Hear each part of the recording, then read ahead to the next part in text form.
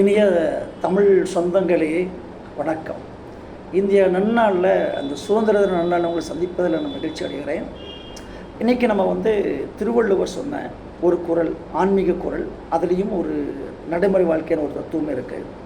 அது என்னன்னா எழுமை, எழுப்பிறப்பு. இது ரெண்டுலேயுமே திருவள்ளுவர் பயன்படுத்தியது என்னென்னா சிறிய ஏ, அதாவது குரில் ஏ, நாட் நெடில் ஏ, பெரிய ஏ கிடையாது, ஜஸ்ட் ஏ.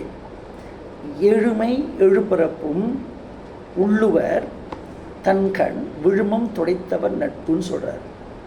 எழுமை அப்படின்னா எழுகின்ற பிறப்பு. அது 7 பிறப்பு சொல்லியிருப்பாங்க. நிறைய பேர் 7 பிறப்பிலும் அப்படி கிடையாது, அது தவறு. எழுகின்ற மை ஒவ்வொரு முறையும் நம்ம எழுகும்போது ஒரு உடம்பு தேவைப்படுது. எப்போ எழுகின்ற பொழுது எழுப்பிறப்பும், நம்ம ஒவ்வொரு முறை பிறப்பெடுக்கும் போதும் எழுகின்ற பிறப்பெல்லாம் கண்டிப்பாக நமக்கு ஒரு உடம்பு தேவைப்படுது. எழுகின்ற பிறப்பெல்லாம் எடுக்கின்ற ஒரு உடம்பு, அதை தான் திருவள்ளுவர் சொல்கிறார்.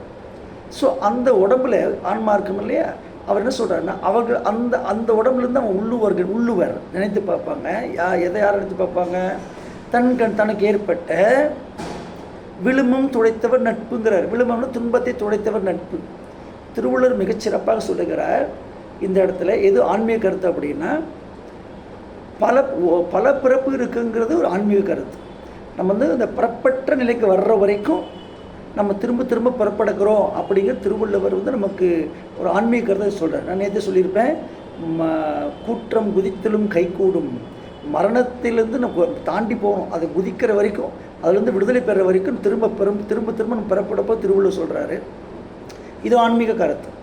எது நடைமுறை கருத்துன்னா, உனக்கு துன்பம் வரும்போது துடைப்பவர்கள் நண்பர்கள் அப்படி சொல்கிறார், நட்புன்னு சொல்கிறார். நட்பு யாருக்கிட்ட வரும்? உறவுன்னு ஒரு வார்த்தையும் சொல்லலை அவர், உறவுன்னு சொல்ல, நட்புன்னு சொல்கிறார்.